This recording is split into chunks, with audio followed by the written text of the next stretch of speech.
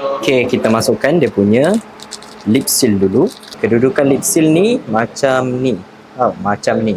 Kita jatuhkan dekat dalam tu. Kita gunakan bolt 12 tadi tu. Kita tekan dia ke bawah. Kita masukkan sampai nampak dia punya longkang untuk snap ring tadi yang kita buka tu. Jadi kita masukkan balik snap ring dia ni. Pastikan snap ring dia masuk dekat longkang dia tadi. Dan kita masukkan baliklah dia punya benda kapas ni dengan benda besi ni. Untuk lip seal dah siap. Kemudian kita tukar o-ring dia pula. Kita masukkan je. Kita masukkan plate bahagian atas ni. Untuk masukkan dia punya sub pula, kita perlukan special tool. Kita minyakkan sikit benda ni. Dah masukkan tool dia tu, kita tolak dia masuk.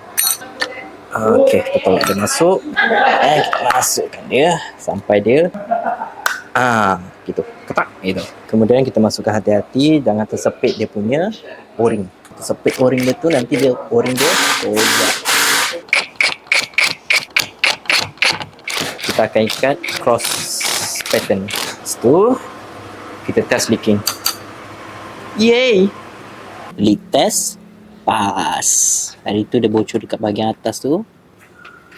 Sebelum tu saya nak tambah lagi minyak dekat dalam ni. Jadi dia akan tahan lama bila kita simpan dia. Saya masukkan lebih kurang 90 hingga 100 ml. Jadi dah pusing sikit, dalam 15 ke 20 kali kita pusing. Patutnya dia dah cukup circulate dekat dalam kompresor ni. Dan itulah cara untuk tukar dia punya lip seal dan o-ring kompresor Azia. Jadi siapa-siapa nak beli kompresor ni boleh komen nak. Kalau tak nak, jangan komen.